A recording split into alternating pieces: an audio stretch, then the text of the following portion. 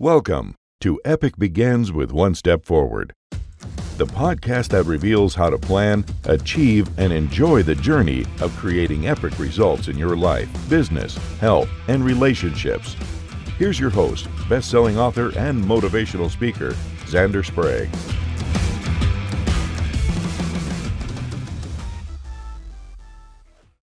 Hello, Epic people, and welcome back to another exciting episode of Epic Begins with One Step Forward. I'm your host, Xander Sprague, and today I am so honored to be joined by Cam Beaudoin. Cam, tell us who you are and what you do. Xander, it's so great to be here. Thanks so much for having me on. Let's see. So I'm in Toronto. I do video marketing for professional speakers who are experts. And so I say professional speakers, and I'm going to start with that because that's my funnest the best part to talk about. A lot of people think that professional speakers or public speakers are these like people who get up on stage and share the word, and they're experts at speaking and moving an audience, moving a crowd.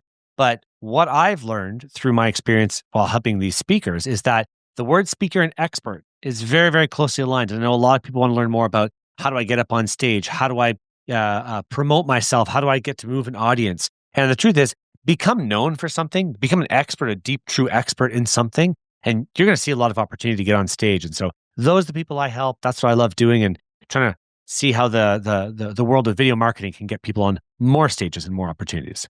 Absolutely. And I can thank you for doing that work because as a professional speaker myself for the last 2 decades, or 2.5 decades, holy moly, where does time go, Cam? Don't count it. I'm not. I get it. I mean, yes, I get to call myself a professional speaker. I'm a member of the National Speakers Association, earned that designation. That's awesome. But you're right. It is a person who's a, expert. I can say, and, it's one of the things I wanted to talk to you about. Do you find that when you're sitting in an audience and there's someone speaking, perhaps not doing things right, they're pacing like a caged animal, I don't know, I don't want to say wrong, but they're just doing things that you as a video person helping speakers, it starts to get to you, and that's all you can constantly, you're like, oh my gosh, please stop pacing around so much. Or move a little, Well, here's one thing I've noticed that not enough people who get up on stage do. Nobody wants to watch their own video anymore. If you're an expert, if you were an athlete, you would want to watch your plays and you would want to see how the other team plays. And you kind of figure out like, oh, I fumbled there. I didn't do it right. I need to swing a little bit harder, a little bit faster at that moment, really to get good. But you know what a lot of speakers do? I hate how I sound. And then they never watch it again. They'll get this. They'll pay a videographer $1,000 to come record them on stage and say, "I don't want to watch my own stuff." So, that's what I focus on so much. It's like, okay, if you go on, who's the author's name? What's his name? The guy who wrote Influence. I got up on my bookshelf there somewhere. There's a lot of great, knowledgeable speakers who are boring on stage, but the depth of knowledge that they have, you're just like, oh my God, I got to listen more to you. So, while there are some techniques on how to make it more interesting up on stage, and you should definitely move your voice inflection up and down and try to create interest in audience. But that's something probably you and I can talk about a lot. Were you at Influence this year? I was not at Influence this year. I was actually at another conference speaking. So fair. Yeah. That was my first Influence. For anyone who doesn't know, NSA has a yearly conference called Influence, and I was there. So my first time there. So anyway, maybe we'll see each other next year. Absolutely. Those events are awesome and overwhelming. Now, the one thing I do have to say that I shouldn't be surprised after all this time, but is how generous professional speakers are with helping each other, even though technically we're competing against each other to get on that stage. Everyone is so like, oh, yes, here's what I did. Here's how I did this, And no matter how big the name is, So, yeah, I met some pretty big names at Influence this year. John Register is one of them. What a great guy. I'm not sure if you know John. I don't know John, but I certainly heard of him. So yeah. Like I was a speaker in the world of disability inclusion and accessibility. I got up on stage and from a technical point of view, helped people build better websites to make them usable by people with disabilities. That was how Right. I cut my teeth in speaking. John Register is a Paralympian, and he has one leg, and he lost it, I think, just out of the military. I don't want to tell his story. I don't want to butcher Sure. that, but you go look up his story. But I met him and he is a multi-million-dollar speaker, and so just having a conversation with him. But you're absolutely right. If you have an interest in the craft, going and joining these associations, joining these groups, nothing could be better for your career if you really want to get good at the craft. Oh, absolutely. I mean, because here are people who are they're doing it, right? So you're like, what better way to learn than say, eh, how are they doing that, right? Now, look, there are all different kinds of speakers, so find your own style, right? Yeah. Be you. It's fine to say, oh, I really liked how that person moved on the stage and stuff. And I asked you that first question because as a professional speaker, I used to work in the corporate world. And so there were people who were incredibly smart, but their presentation skills needed some help. And there were I times think that's most of the where, corporate world. Let's be real. yeah, yeah. I mean, there's a moneymaker, right? Let me help people get up on stage and actually be at least good, if not excellent, on stage. Because it can be distracting if, like, someone's either just standing in one spot the whole time and only talking to the 5 people in front of them, never mind the hundreds of other people. Or and look, I get how nervous people get. I get nervous before I get on stage, but then when I get on stage, I'm in my happy place. Oh, that's so good. I love being in front of people. So I guess that's why I'm a professional speaker, because it's my happy place. How did you get into doing video production for speakers? So I left my corporate job, and I was fortunate. Just sounds like we have kind of a same story. I was able to go speak professionally through a company, through an organization. They would send me out to go and speak on stages, and Right. then I went off on my own and continued that task. But I took a course on professional speaking, on speaking in general, how to improve the craft. And in our cohort of, I think there was 10 other speakers, we were all told at one point to say, okay, go create a demo reel. And our coach, great guy, but he said, okay, what you all have to do now is go watch all your keynotes, find the best parts, and then send that to a video editor so that they can go and compile that into a demo reel. And Mhm. everyone else in the cohort said, are you kidding me? I'm an executive, I'm a CEO, I'm a lawyer. I don't have time to go and watch my own videos. And what most businesses born out of is a problem in the market. And I see 9 people here who all have the same pain point. Nobody's got time to watch video. I think I can build a business around that. So I started making demo reels, and I built a team in the Philippines, and they were watching videos and then curating the content, finding the best clips. Well, guess what happens out of that? You can create short form content out of that as well. So we were able to create short form content, and like building storyboards was something I had to learn how to do. So like every step along the way, I just took like one more step in front of me, one more step. And so now we're building video demo reels for top TED speakers and 9-figure entrepreneurs and people who fly around, the international speakers. One guy from Belgium, he's a $35,000 speaker when he comes to the US. Made his demo reel too, and it was like, huh, cool. And so it's like you have to learn all these steps along the way. But I saw a pain point in the market. I went to go figure out how to solve that pain point. That's it. Absolutely. Sort of that, just like the podcast, Epic begins with one step forward. It's, even though you didn't know, you're like, I'm still going to take this step forward and that I will figure it out. I think all too often, people, when there's something big and new that they want to do, oh, I have to have all the answers. And I say all the time on the podcast, I don't know why. When we got up this morning, we didn't have all the answers to all the questions that we would face today.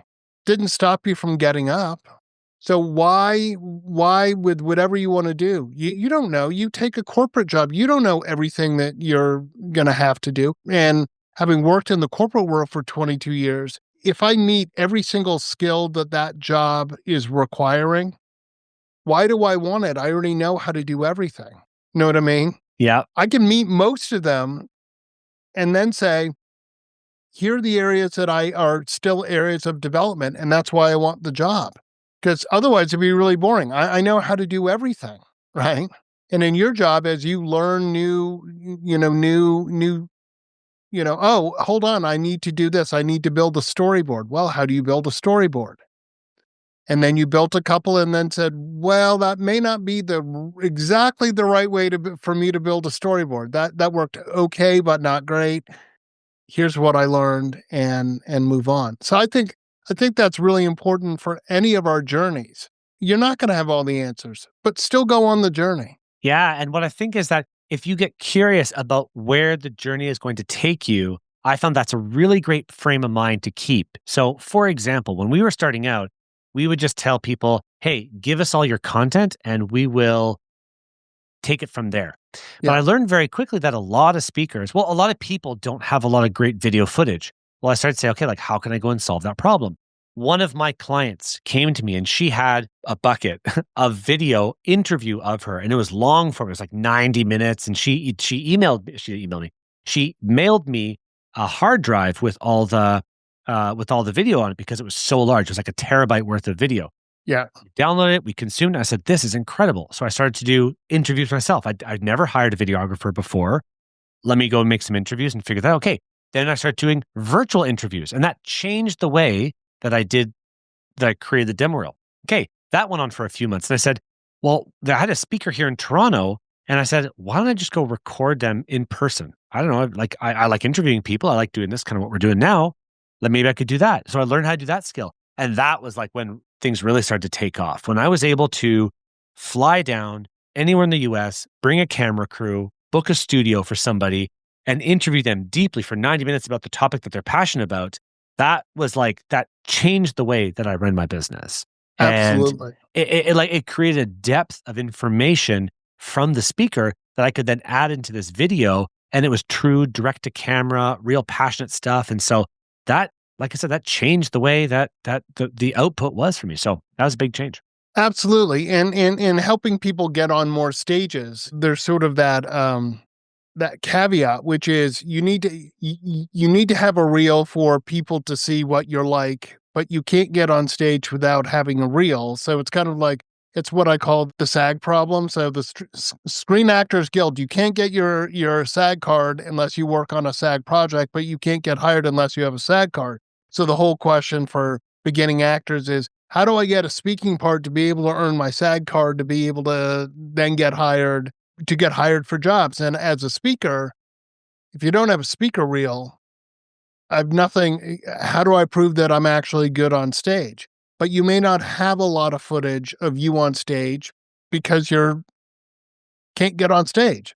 So I think this idea of doing some long form video content, nowadays we can all, like you and I are sitting here, you can get high quality video where you're like, all right, let me take that and turn it into something so people can hear the passion, hear that you can actually talk about your subject and get an idea of how you are as a speaker. So yeah, you're going to have to commit to getting good at something and then talking about it. Get comfortable doing that. That's why so many speakers end up writing a book, because then it's really easy to take your book and then speak about that because you've just written all about it. So you kind of have those topics ready to go.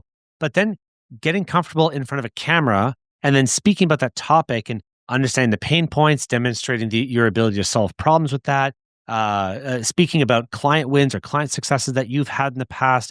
Those are all things that are going to communicate, oh, maybe this person knows what they're going to talk about. If you keep doing that, eventually somebody will call you up or message you and say, hey, I watched your video on X. I also noticed with the other 3,000 views, 6,000 views, 10,000 views, that other people like that as well. Could we have a conversation about bringing you on stage? That is the journey of inbound. A lot of speakers don't like doing outbound work, but the truth is you're going to have to get leads somehow. You're going to have to put yourself out there somehow. And I think there's a general fear in that for speakers as well. I know I'm good. Why does anybody else see I'm good? You should just know I'm good because I've been on, a couple stages. So that's something totally. I see as well. And one thing that you're talking about the book and stuff, as a professional speaker, the moment I came out with my first book, I was a better speaker. Mm-hmm. Has nothing to do with my oratory skill. But the fact that I had a book now makes me an expert because I can talk about that subject, because I have a published book on that subject. And all of a sudden I'm a lot more attractive because I have a book. So I find that funny because I'm like, it's got nothing to do with maybe I wrote a brilliant book, but I'm horrible on stage. But people go, oh, well, you wrote a book. Please come up on our stage. Yeah, yeah. And what I've noticed in the market when I speak to event planners is that the same thing is happening with influencers. A lot of influencers, they've got these massive social channels, and that will attract an audience, right? Could you just imagine if there's a someone who trades Pokemon cards, right? They've got some channel on trading Pokemon cards, and someone says, "Come speak on our stage at whatever the National Collectors Association Guild or whatever it is." Yeah. Right? There's no guarantee they're going to be great on stage, right? Well, totally. That's a craft. And when I spent 17 years as a technical trainer, so I taught people how to use software. And inevitably in my journey, there were times where I had to bring in engineers or something, people who were brilliant, right, but cringy in terms of making a presentation, right? People would show up and I'm like, all right, I need you to talk. I want you to come in and just talk about this super technical part to the class I'm training, because you understand it more. So when they ask questions, you'll be able to answer it. I want you to make up like 2 to 3 slides. And then they come in and they have 30 bullet points that are all 8-point font. And for those of you who don't know and maybe haven't, been bored to death by PowerPoint, no one in the front row can see that, never mind in the back row. And PowerPoint is an aid to your presentation. It is not your presentation. But yes, it would, or sometimes, again, brilliant people, but not necessarily good speakers. Right. And so, that's why I love videos so much. That's why I encourage people you should be creating long form content on YouTube, because it practices that same skill of, oh gosh, I don't know what to say next. I've got this bullet point up on screen. I'm kind of stuck and I don't know what to say. And oh my God, the comments, I've got some trolls in there and they're saying bad stuff about me too. Live streaming and long form content is where it's at. Getting good on that. It will start to remove the ums and uhs from your speech. Again, even getting on more podcasts will do the same thing, right? If you're able to at all, just find places to rehearse and find places where you can just speak and get your reps in. We haven't spent enough time, I think, as a craft to say, oh, I got hundreds of reps in. I keep going back to, well, you said it, like actors, right?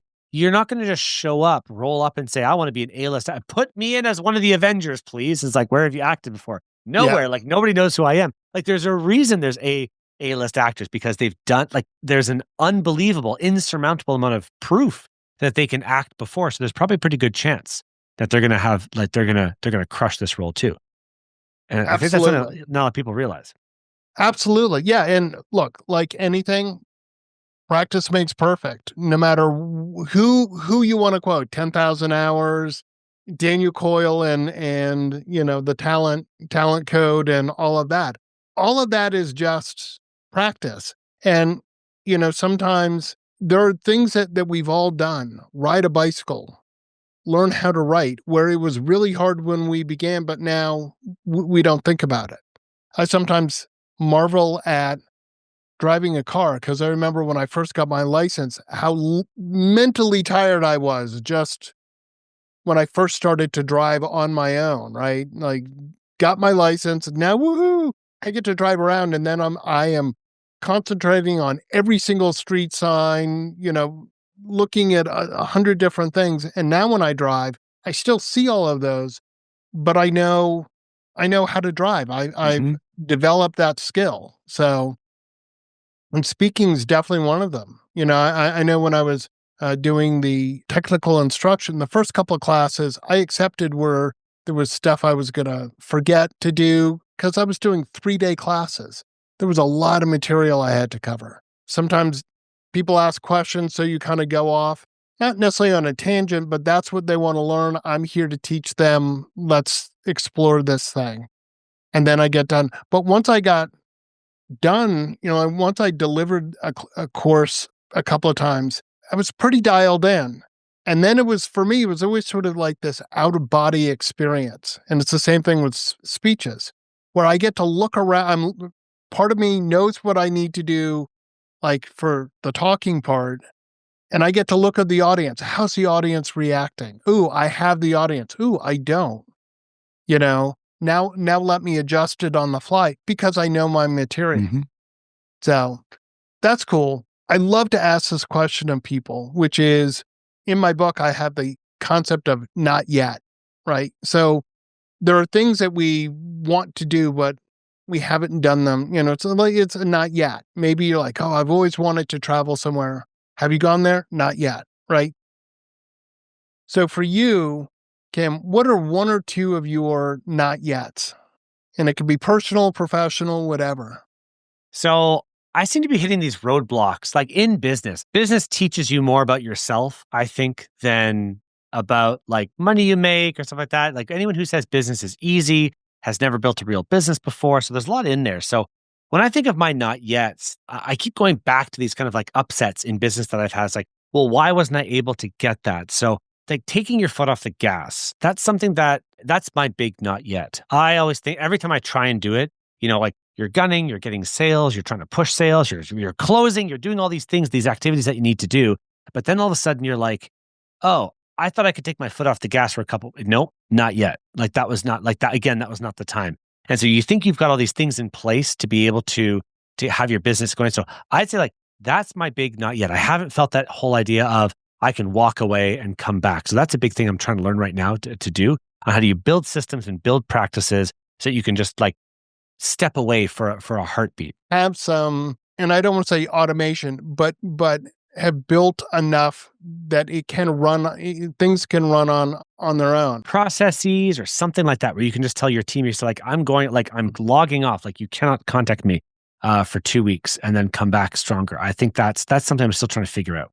Definitely. And I get that. There is that fear of saying no, right? Mm-hmm. Oh, Cam, can you do this? And you say no for the first time. It's Right. oh my gosh, I'm giving up money, but you really may not have the bandwidth. Mm-hmm. Or it just may not be a project that interests you. As a podcast host, I get, people pitching me all the time. And I have to make a decision. Sometimes I'm like, yeah, I just don't know that that's an interview I want to do. And then I worry, well, what if people don't keep contacting me? But somehow they do. And it's Yeah. okay to say no. And yeah, no, I get that. I've got a virtual assistant. And I knew from having other virtual assistants that the first month or so is very intensive in my time to try and teach them how to do the work I need them to do that frees me up to do the work that I'm better at, right? Like, I need you to be doing X, Y, or Z. And if they're answering for me, be it emails or reaching, making connections on LinkedIn or whatever, they've got to learn my voice. Mm-hmm. And that requires a lot of my time to say, I need you to learn, here's how I speak, watch these videos, listen to the words I use, my intonation, because I'm asking you to act on my behalf. You, as you said, you have a team over in the Philippines. They've got to learn how you want your videos edited, right? Right. And at first, it takes a lot of time because they do stuff, and then you have to watch the whole thing and go, do they have it? Do they understand? No, I didn't want that many jump cuts. No, that wasn't the right transition, But once they get it, then you're like, all right, now that's, I pay attention to it, but I know I can trust that it's getting done the way I want. And then you go on. But yes, definitely as an entrepreneur, walking away for a week or 2 weeks because you need to spend time with your family. Mm-hmm. You want to go on vacation. It's kind of scary because you're like, I'm not getting paid. And if you're with the family, I'm just spending money, Yeah, exactly. That is something that is constantly on my mind. Like, how can I rebuild processes? How can I create better content or like better systems in place that I can figure out how to go away and come back? But you're absolutely right. I think there's this general impression that if I hire, I think we all go through this process. Oh, I'm just going to hire, and then all of my problems are going to go away. Like I'm just going to hire this person, and they're going to be experts. It's done. And you could learn very quickly that you still have to spend the time. You have to invest the time in that person as well to make sure that they understand not just your tone and your voice, but like what to do. Because what comes so naturally to us as entrepreneurs is sometimes very hard to communicate to other people. It's Definitely. like, do it this way. Why? Because that's how I want it done. And sometimes that's the answer. There's not much of a why. You got to do it that way because that's how I want it done. Yeah. And we're not comfortable with that because we're not, we don't want to be a bad boss or stuff like that too. So No, absolutely. I also believe that oftentimes you need to hire people to do work that maybe is not your strength, but you need to do it, and you have to do it before you're ready. You're like, oh, if I could get these 2 paid speaking gigs, then I'd have the money and I could hire someone. But to get them, actually need to have that person or those people ahead of time to get me there, to free me up, to be able to do the stuff that I want to do. And I use the analogy of I could change the oil in my car theoretically, but it's a much more efficient use of my time to go to the oil change place and have them do it because they're experts and they can get it done a heck of a lot quicker than I can. yeah, exactly. And if marketing is really not the thing that you're very good at, you could do it. You have to work really hard. But maybe if you spend some money and get someone who is an expert at it, your life is a lot easier. Yeah, absolutely. And I think that's a really hard concept to understand for a lot of people. Some of it's about control. Some of it's just about money. You've got to kind of understand that, like, this is a part of business. Like, this is a part of a business. Anyone who wants to use speaking to grow their business, that's going to be a part of business. Actually, got a question for you. And this is something I try to ask a lot of speakers. Is speaking the destination or is it the vehicle? Does it get you where you want to go or is it the place that you want to go? For me, it's where I want to go. I love, my happy place is being on a stage, right? I love being in front of people. I love sharing my message.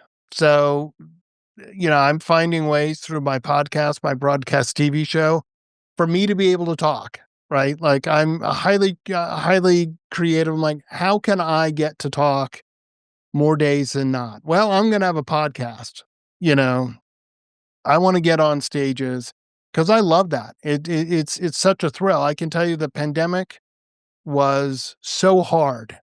I was fortunate. I got asked to do some virtual keynotes, but let me tell you, Cam, sitting in front of my camera, delivering this really great speech is really hard when it's just me in the room. Part of what helps me with a speech is the audience, the energy from the audience, the interact. How's it going? If you have something that's funny, you don't know how long, when you're not live, you have no idea how long to pause, right? So either I start to talk and people who are watching it are still laughing, or people think there's something wrong, a technical issue because I'm not talking because I'm waiting for laughter. You wait for the reaction, right? Yeah, I've been there. and you don't get the feedback afterwards of, people saying, "Oh, I really love that. I love that part of your speech," or "I didn't really like that." Now, I don't like to hear that, but it is important because any speaker, you want to know what's not working.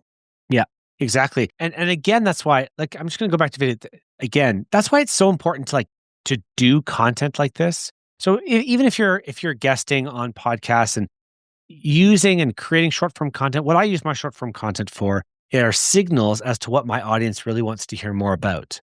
And that's the best way of doing it. Like, we don't get live feedback, but man, checking out the views or the likes or the comments on your videos, that's going to tell people, or it's going to tell you what people really like. And that stuff you can then incorporate into your talks, right? It all feeds into itself. It's all content machine. Absolutely. And it's also that great mystery of you put up a video, it gets good comments, it gets views. You're like, yoo-hoo, that's great. That's what people want to see. So then you create some more, and then that next video doesn't get as many views. And I joke all the time. I have no idea what the algorithm. One week I'll have a video that does really well, and the next week I'm like something similar to what I'm like, ooh, that seems to be popular, and then I put it up, and it does okay, but not great. And then you're like, I have no rhyme or reason as to why this video did well and this one didn't do as well. But I think the key there is just keep putting out content. Yep, that's right. And look, I post 6 times a day. I went back in my backlog and cut up all my old podcasts because I said, I'm going to get serious about this. Yeah, we post 6 times a day on my socials. And from that, I have a pretty good idea of what my audience really wants to hear more about. From that, it fuels long-form content. Then the long-form content fuels more short-form and brings people down the funnel, down like further down into either my newsletter or what services they want to purchase from me or things like that.